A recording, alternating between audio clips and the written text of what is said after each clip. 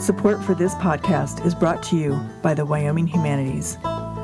We take a closer look at our human experiences and use stories to explore culture, history, and contemporary issues.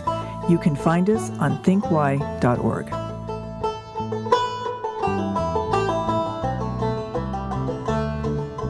That we have grown weary of the debate over whether wilderness is a distracting social construct or a vital natural reality. Hello, I'm Emmy DeGrappa, and this is What's Your Why? Each week we bring you stories asking our guests the question why. We learn about their passion, why they do what they do, why should we care, and what can we learn? What better place to explore the human landscape than from the state known for its incredible landscapes, Wyoming? And what better organization than Wyoming Humanities? Serving our state for over 45 years, we share stories, ideas, and wisdom about the human experience. Welcome to What's Your Why?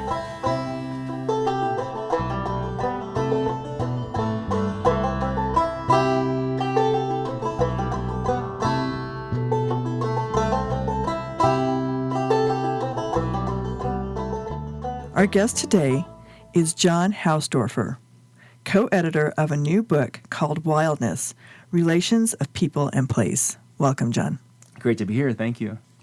I read quite a bit about your book, and the first thing that came to my mind is to have you give us a definition of what is wildness. Yeah, well, that's one of the things we're trying to figure out in the book. It's such a broad term. First of all, we want to make a distinction between wildness and wilderness.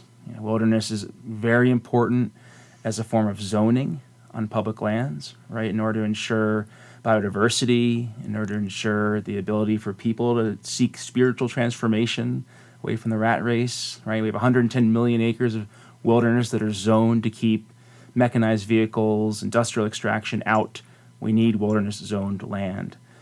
Wildness, however, is bigger than wilderness. Wilderness is part of wildness, but you can also find wildness on the south side of Chicago. You can also find wildness on a farm, right, or on a landscape where there are ranchers.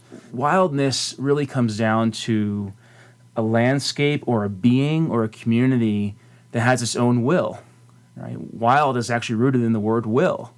So a self-willed being, a being that has the capacity for self-renewal, is a wild being. So we're wild when we are fully free and autonomous to shape our own future, right?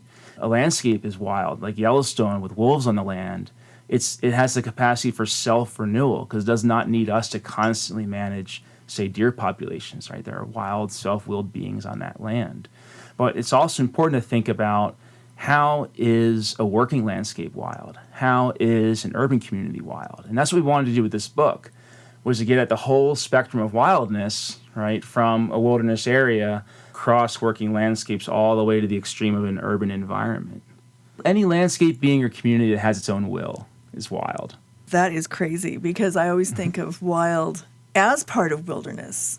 Because when I talk about Wyoming, I think of Wyoming being wild because it has all these huge open landscapes, and there's only, 500,000 people. Yeah. Yeah, but, I would argue that when you look at Wyoming, you also have, a lot of ranching, right? And if you have any ranchers who play with Alan Savory's method, and that is a method where you're bunching cattle and moving them around to mimic wildlife, when that's done well, it enhances grasslands rather than depleting grasslands. It can become a carbon sink to address climate change. And so it's actually possible for human production from the land to actually lead to, say, in this example, healthier grasslands. So we can actually produce wildness even if it's not on a designated wilderness landscape.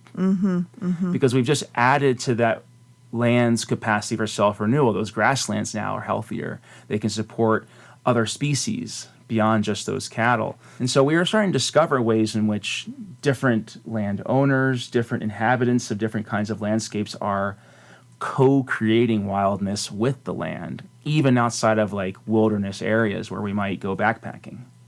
So there's another thing that I thought was really important for you to explain.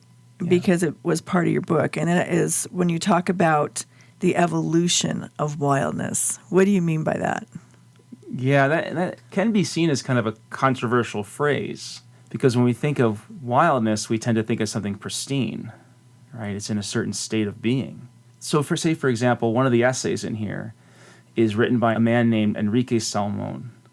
And Enrique is a Tarahumara Raramuri Indian from Mexico. And the opening line of his essay is very compelling. He says, "There is no word for wild in my language." For him, land is home. Land is homeland. And for Enrique and other critics from the Native American perspective, to call a Native American homeland wilderness or wild erases all the ways in which humans have co-created that landscape, right? Through gaining intelligence, through trial and error over millennia on that land. It overlooks the way in which humans can actually be a keystone species on the land. Wild has evolved in the sense that when William Bradford arrives at Plymouth Plantation in, say, 1620, he looks across the New England forest and calls it a wilderness. When he calls that wilderness, he's overlooking all the intricate forms of land use that were going on that created that landscape. Native Americans were clearing forests in part with fire so they could move around and travel more easily. They were using slash and burn agriculture, where they would sort of slash and let a tree rot and then plant food in the stump. If you went over in a helicopter, it would look like a forest, but if you walk through with a Native American expert from a New England tribe, they would show you how they had created hundreds of miles of hedges to drive wildlife into a certain area, and there were more grasses for those wildlife because they had burned there. And so originally, wilderness is kind of a colonial term. It's kind of a tool of colonialism. If you can call a homeland wilderness, it's no longer stealing it to take it, because you can argue no one owned it, right? So it started out as a really problematic term, but what's beautiful and revolutionary about American intellectual history is we go from a society that sees the wilderness as the land of Satan and temptation in a biblical way, all the way to wilderness being like our most celebrated landscapes that bring however many people a year to Jackson and to Yellowstone, right? 3 to 4 million. Yeah, 3 to 4 million people a year, right, come out of a love for wilderness. That's a revolution in our view of what the land is and why it has value. So wilderness has really evolved. I'm arguing for a next level of evolution to go from wilderness to wildness, because as important as our 110 million acres of wilderness are for biodiversity and human fulfillment, we also need to learn, in my view, how to find and fight for wildness everywhere, not just places like this. All right, and so what does it mean to find and fight for wildness in South Central Los Angeles? What would that mean? What does that look like? Tell me that. It's a great question. That's one of the things I've been trying to figure out. One of the authors in this wildness book is a man named Michael Howard, and he co-wrote an essay with a professor in Chicago named Mike Bryson. And Michael Howard is African-American from the Fuller Park neighborhood of Chicago, on the south side of Chicago. And there was part of Fuller Park that was the third worst lead-contaminated 2 acres in America. And Michael Howard cleaned that up, right, facing threats from gang members from both sides, the sort of gang tensions in his neighborhood. Shots were fired at his house because by cleaning that lot up, he was threatening their economy. They needed that as a place to hide things, basically, right, in order to operate. He's now restored a prairie there. He's planted a mini forest there. It's called Eden Place. He has programs for kids who, on the south side of Chicago, go and connect with wildness. It's sort of a stepping stone to then taking them to Boundary Waters later on for a full camping trip.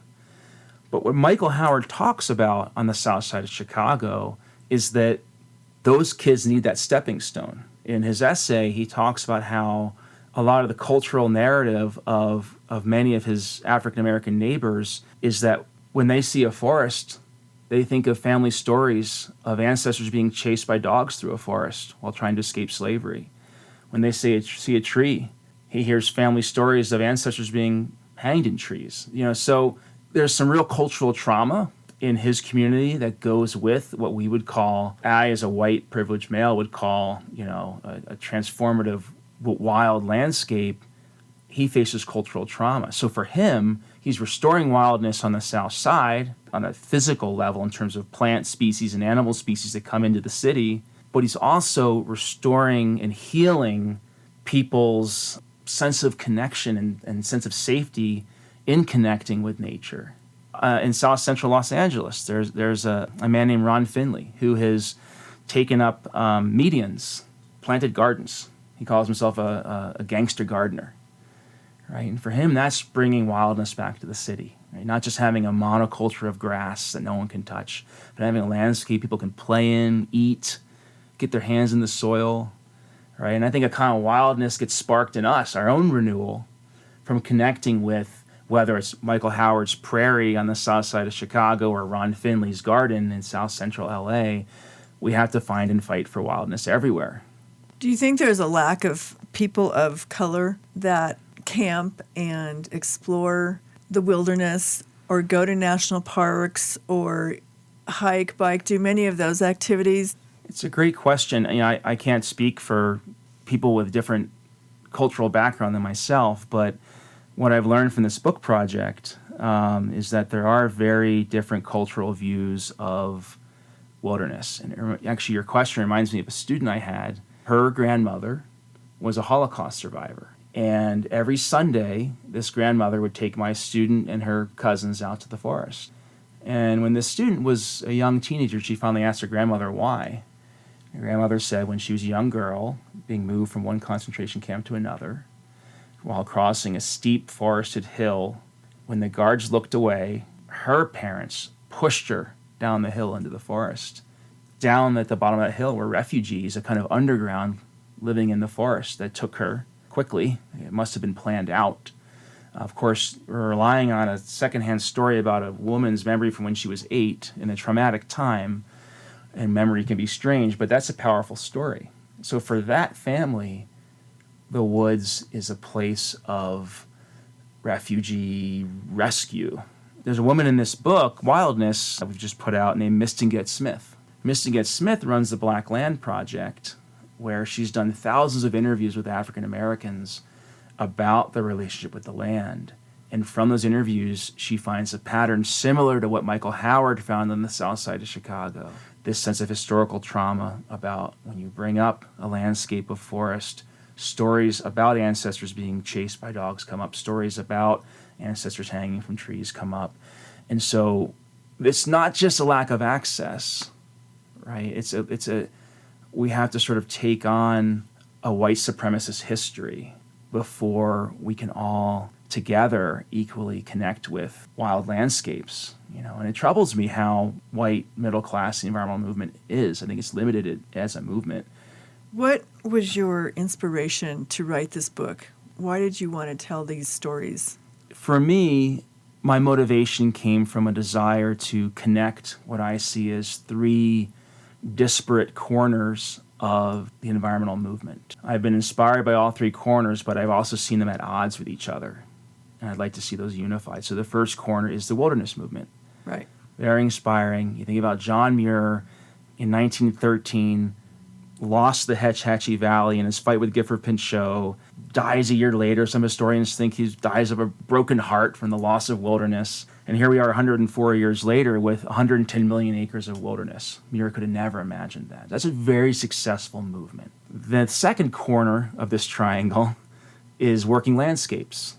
I already talked about moving cattle like wildlife to enhance grasslands. We also see people in the book is a man named Wes Jackson, who's figured out how to restore the prairie in a way that's edible and that produces fuel.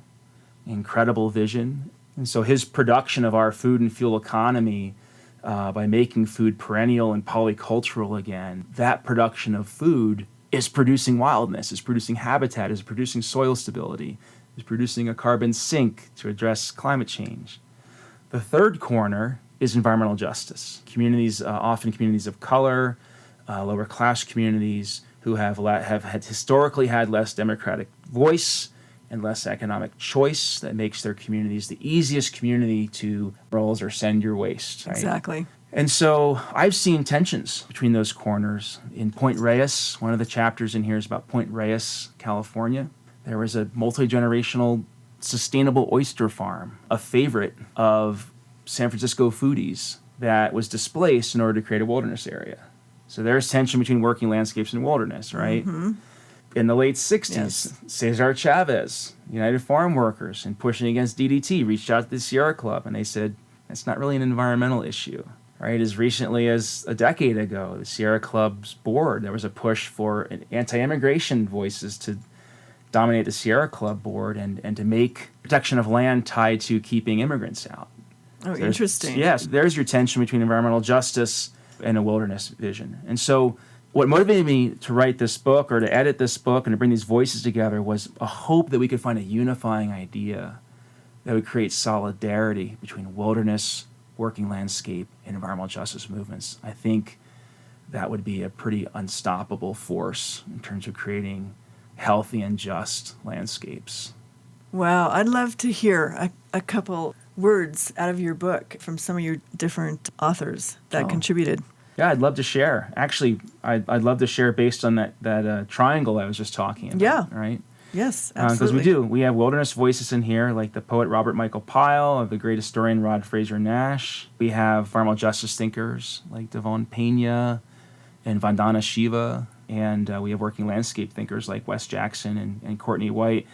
Yeah, let me share something from Roderick Frazier Nash, if that's okay. That'd be great. Yeah, some of your listeners might be familiar with his classic from the 60s, Wilderness in the American Mind, in which he argues what I was talking about before, that the great revolution in American intellectual history is from fearing wilderness to celebrating it and playing in it. I had met Rod one day at the base of Crested Butte ski area. Rod has an inviting smile, easing my concerns. We sit and look outside as the blizzard finally arrives. We begin with a concern we share, that we have grown weary of the debate over whether wilderness is a distracting social construct or a vital natural reality. Rod reminds me that the word wild comes from the word will, and that something wild is something that has will. John, he explains, when you break a horse, what is broken? His will. Haven't we as a species substituted our will for that of many wild creatures, even when our cultivation is well intended?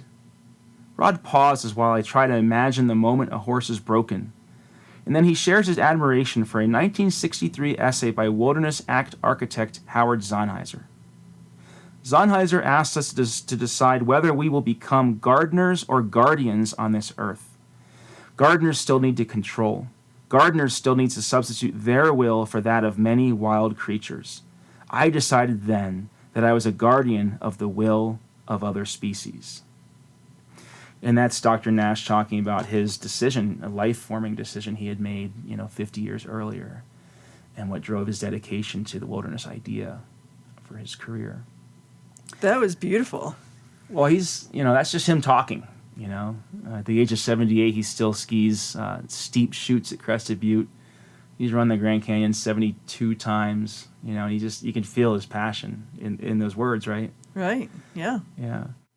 One of the really important essays in here is by Vandana Shiva, who's an activist from India who works with farmers who've been displaced from the land. And when I asked her what wildness was and working with farmers, 250,000 farmers have taken their lives in 25 years in India. She had this to say.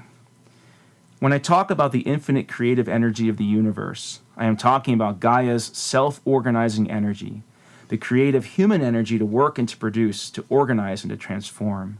In India and around the world, this human energy has helped cultivate the self-organizing energy of the world. In particular, the creativity, innovation, and decision-making power of women has significantly driven the world's biodiversity. The majority of the 80,000 plant species that humans have cultivated have emerged from the self-organizing living energies of women. In other words, if we're going to redefine wildness, we have to simultaneously redefine humans as co-creators of wealth with nature. We both rely on and co-create wildness when our living energies work with those of the earth. 15 miles beyond Gangotri is Galmuk, a glacier formed like the snout of a cow that gives rise to the Ganges. The Galamuch Glacier, which is 24 kilometers in length and 6 to 8 kilometers in width, is receding at a rate of 5 meters per year.